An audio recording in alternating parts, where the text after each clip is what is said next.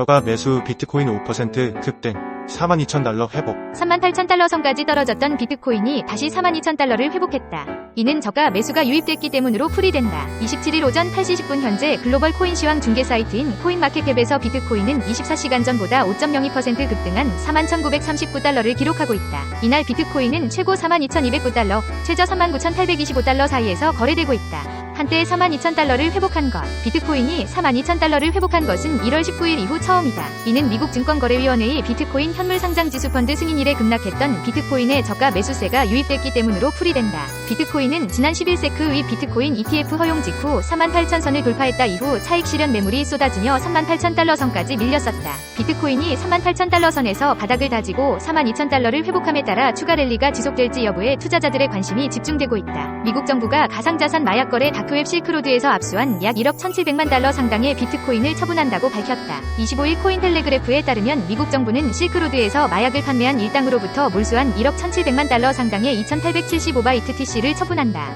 압수 당시 BTC 가치는 1,330억 달러에 달했다. 미 법무부는 앞서 지난 2018년 다크웹 실크로드에서 항불안제로 사용되는 잔악수정을 불법적으로 판매한 혐의로 라이언 파라스를 기소했다. 파라스의 유죄가 인정되면서 미 정부는 파라스가 마약 불법 거래를 통해 얻은 2,875개의 BTC를 몰수했다. 대량의 BTC 매각이 예정되면서 시장에선 가격 하락 우려가 커지고 있다.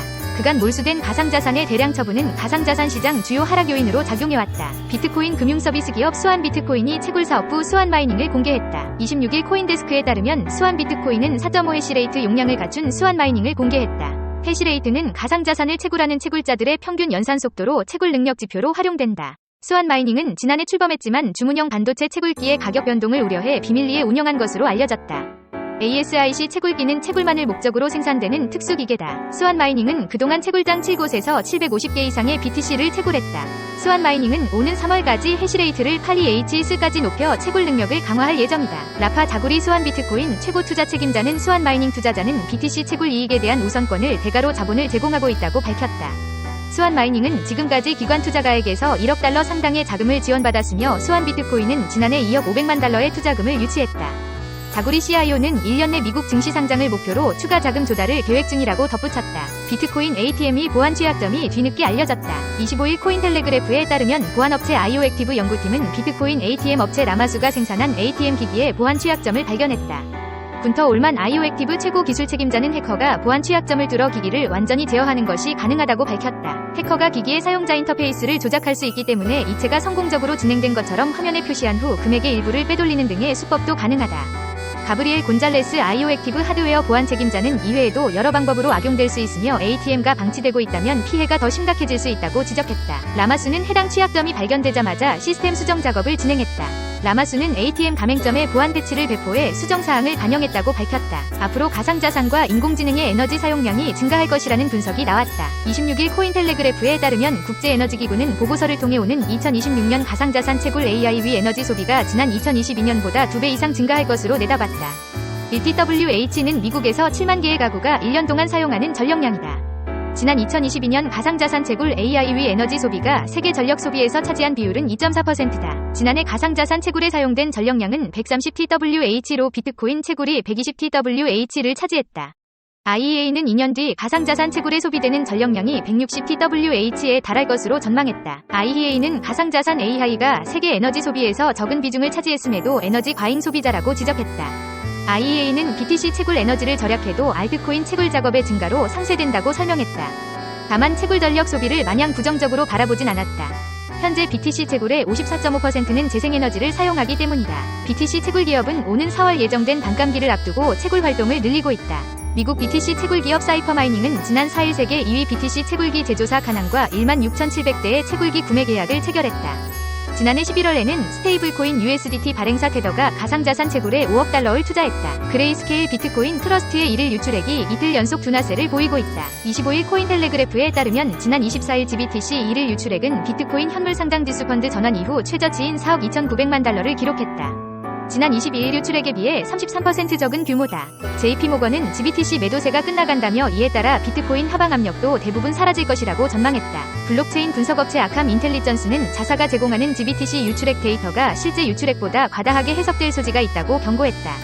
아캄 인텔리전스는 그레이스케일이 코인베이스 프라임이 아닌 새로운 GBTC 커스터디 주소들로 전송하는 BTC도 있다며 GBTC에서 이동된 모든 BTC가 매도된 것은 아니라는 뜻이라고 설명했다. GBTC 유출액은 현물 ETF 전환 후 9거래일 만에 106,092 BTC에 달했다. 같은 기간 여타 BTC 현물 ETF 상품으로 유입된 자금은 늘면서 GBTC 투자자가 수수료가 낮은 상품으로 옮겨갔다는 분석이 제기된다.